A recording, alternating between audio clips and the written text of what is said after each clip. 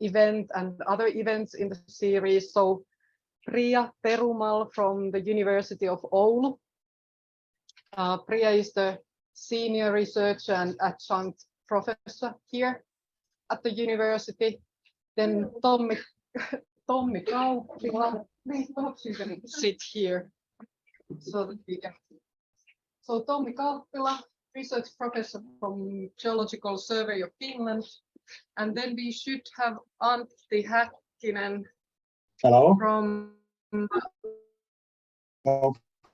You can hear me. Yes. Okay, great. So Antti is from the LUT University. I'm from VTT Technical Research Center of Finland. So perhaps we can start with the first question. So what would be your take-home message? What would you like to emphasize? We have heard excellent presentations today, excellent stories from the companies, from legal points of view, from the government. So perhaps Antti, you could start from Lappeenranta. So what would be your take-home message? Okay, thank you very much. And first of all, sorry for not being there in the panel, but I tried to be there, but it is surprisingly difficult to travel from Lappeenranta to Oulu. So it was impossible to match the schedules this time. First of all, I of course want to thank all the organizers, especially the team from Oulu for organizing this. I think it was a very nice program, very good presentations today. And maybe I was personally surprised and maybe very happy also to hear that most of the presentations today were about using or utilizing the bulk, very high volume material in the tailings, because as Saya started today by asking that where is the business, what are the bottlenecks and what are the incentives. Quite often we start talking about the valuable materials that can be extracted from the tailings. But that is of course important. But I think the big problem for the environment and also for the business in the long run will be to find ways how to utilize this very large volume tailings, which don't have the kind of a chemical value in a similar way as the high very low quantity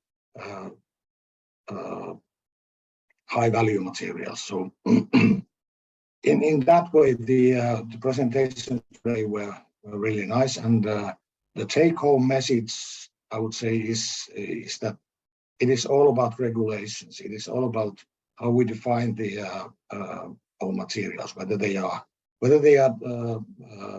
defined to be waste or whether they are defined to be kind of intermediate products or byproducts. And that is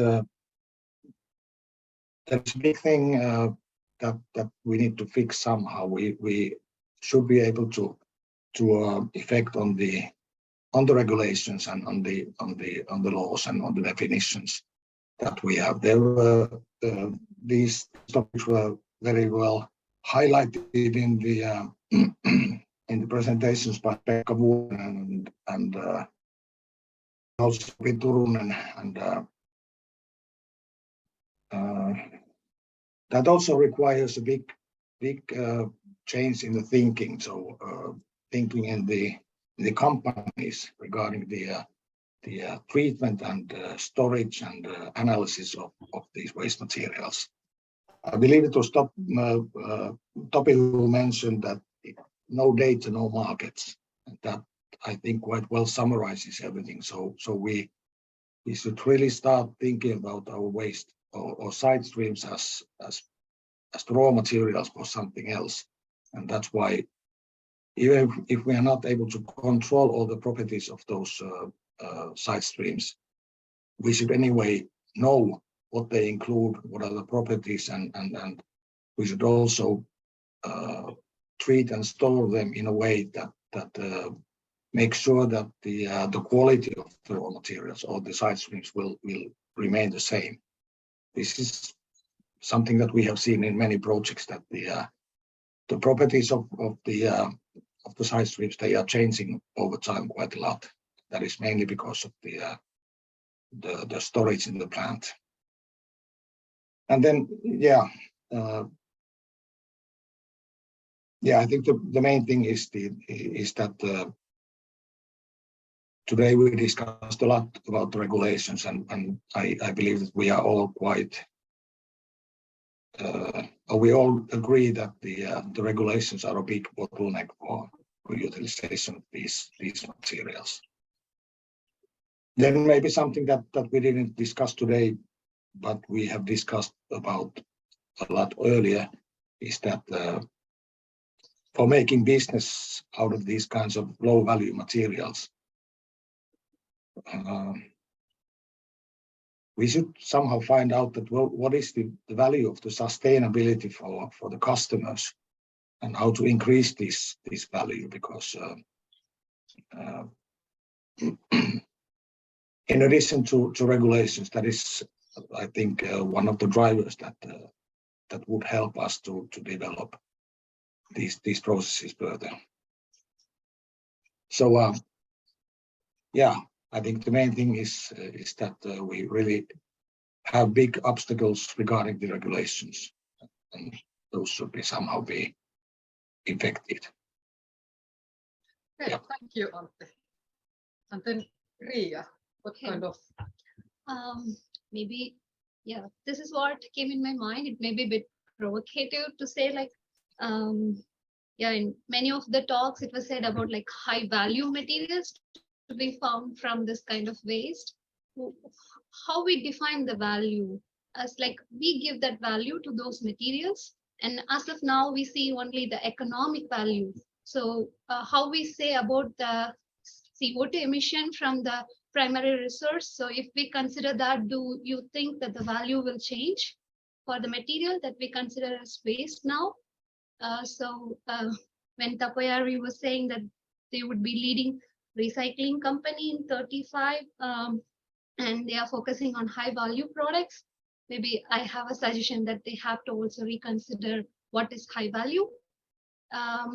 And this was also well said in Pekka's taxonomy things, that emission reduction tax. So do you think the value is gonna change if we work on those kind of like taxes and policies that's gonna encourage the industries to go towards that secondary raw materials and see them as high value? So that's something came in my mind. And one example is that like also as Pekka mentioned that many materials are not considered to be used in the construction industry because it's already available in lower cost. For example, sand. So we easily use the sand from the natural resource, especially in Finland. And I tried saying this to the construction industry, my tailing is like very easy to replace this sand, and it can be like, when you consider concrete, we always work towards the cement with the mine tailing because of that high value, but it occupies that just 30% of the concrete. So if you consider like the remaining 70% is aggregate, you can easily replace also high volume. So we should think about like what is the value of that material and how we are going to think about this value in long term. Is that just the economy at the present state, or are we gonna like play with the our Earth's issues, the climate actions, or those are also value for us? So this is something came in my mind. And other thing about during Tommi's presentation, it was like very good about like recycling end of waste and things. And it's not just for Tommi, it was like for all over the presentation was talking about like how good is the quality of the secondary resource. So it's a very good thing. And as a researcher, I take that as an important takeaway for me. So I have to now think about sustainability versus the other factors. So we normally walk towards like how to make those secondary resource from this waste, but are we also thinking about the long-term durability or safety and comfort? For example, if you consider making the buildings with this material, are we going to be comfortable as same like how we use the natural resource? So these are something to think about for our future as a researcher. So, and yeah, sorry, it is nice to say about the collaboration. Of course, we cannot do everything by ourselves, and we need not be the expert of everything. So it's always important to consider to have the collaboration, especially when I said about this sustainability versus other factors. It's important that we get that kind of contact with the different groups, so we get to know the holistic picture, how we are going to add that value to our secondary resources. That's something touched my mind seeing the presentations. Thank you, Priya. And then Tommi. Thank you. I have a very simple take-home message here. It's all in the program if you have the program sheet for you. But my message is that we are almost there. I mean, this is such a thank you for the organizers, and I'm not saying this because our logo is also there, but if you look at the program, if you go through the program and what's in it, and this was the reason why I was driving here this morning, was this program that first there was Tapoyarvi. Henry went already, but they want to be the world's leading circular economy company year 2035, which means it's their business. They have a business model. They have the desire. So they are going to do it and they are going to make millions. You saw they are making millions. It's not all from the recycling business. It's also from the mining, but anyways. So there's the business. It's a good example. It's not something that they have to do. They want to do it. So next one was Anders. And Anders was from this slide that Antti mentioned, like taking the cobalt out or taking the nickel out. But there were also other examples of how you use the, let's say, the more common minerals in the waste streams. And then we went to the, which is the key, I think, also these not so valuable minerals, but that can be used in large quantities, for instance, in the construction industry. So then we went to Hassan and Betolar, and they have these, they are in the construction industry business, which we need if we're going to reduce the amount of, let's say, mining waste, for instance. And the other thing they had, and Tapoyarvi also had, was this branding. So they had the, geoprime. It's in each case, it's a different recipe, but it's called geoprime. And they have these products, and it's all there. It has been productized. And it will be advertised, and there will be added value because it's a recycled product. Next, there was Pekka Vuorinen speaking for the construction industry, because I think I've always said this, that construction industry will save the mining industry because they are the only ones who can use big volumes of materials. But it's hard because their requirements for products are so freaking high. And this is the level playing that there is no excuses for this recycled products. They need to be technically as good and as safe as the original ones. That's a bummer, but it's understandable, of course. And then there was Topi who talked about our senses that there is these regulations need to be met. It's very clear cut. Either it's waste or it's not waste, and if it's a product, it's in the harsh world of competing with the other products. So that really cannot be helped, at least in places like Europe. Maybe, I don't know, somewhere in Africa. How do we get the tailings into use in Africa if we don't relax these, let's say, these construction standards a little? But in here, it's the level playing field. And then finally, Saritasa from the ministry, you heard it. They want it. It's us. We need to do it. We need to deliver. They are there to help. They are not, drowning in money to give us, but there's something in there and maybe something from the EU. So it's just, so again, we're almost there, if not already there. Yeah, Okay, thank you, Tommi. And perhaps I can continue from my side. So I was also thinking that we have so excellent company examples here already. And this is so valuable because it's already emphasized in the research that if you have successful companies who are doing this kind of circular business, it's clear that then there will be other companies who are also coming to the field. So it's so crucial that we have these great company examples already here today, and I believe that we are going towards these circular minerals all the time. And then I was thinking that also these presentations were highlighting that we need to see the materials in a holistic way, so that we are looking at the metals, like what Boliden was doing, and then on the other hand, we will need to look at the minerals and different kind of residues, and we need to find a purpose for all of these material streams. And I was also thinking that it's also possible that the circular products are actually superior to the primary product. So it might be that they are like having better performance and so on. So we really should try to bring these topics forward. And especially as said, we have these kind of upscaling possibilities. We are able to pilot these things. So I believe that with this kind of collaboration, we can really bring these things forward to the stage where they can be commercialized and really taken into use. But I think that now we are like exactly on time for the concluding words. So Päivi. Yes. Päivi. Maybe you don't see the screen, but Pekka seems to have something to say.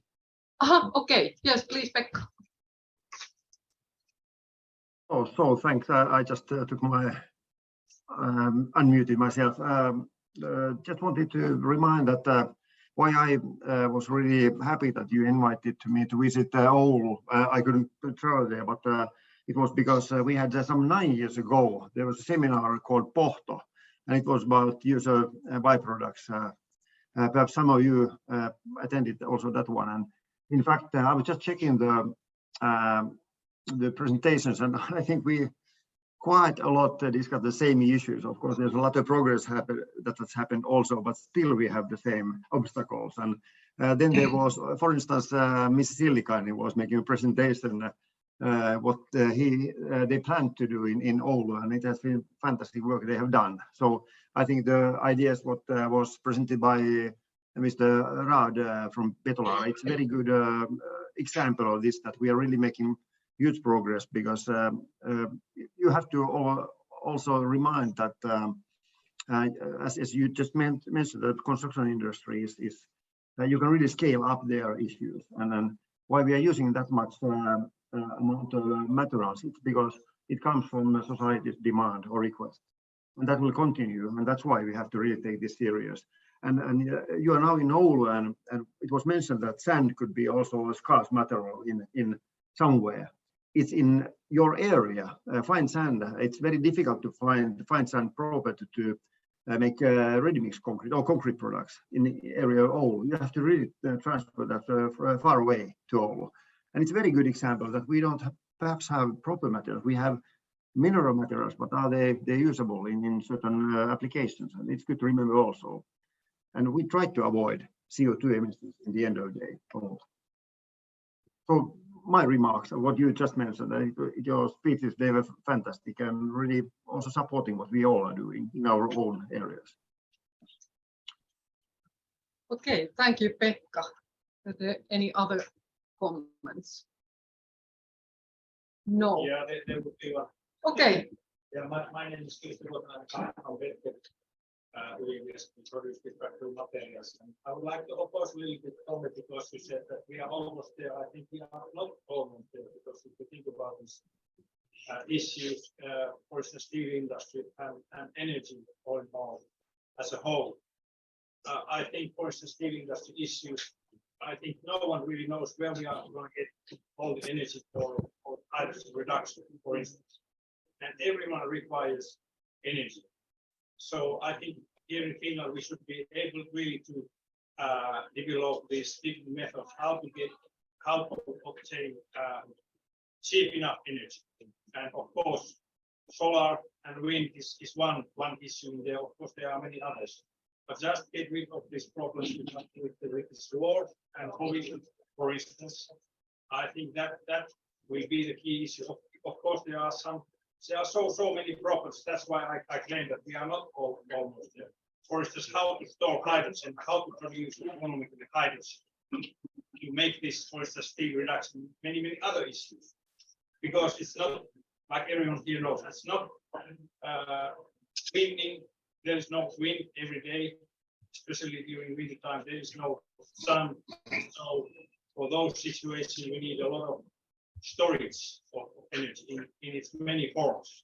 Like hydrogen is one, maybe aqueous is one, and there are many others. And also, if you talk about minerals, you should be able, because I think the key point is really how to, because we need so much energy in refining minerals. Where to get the energy?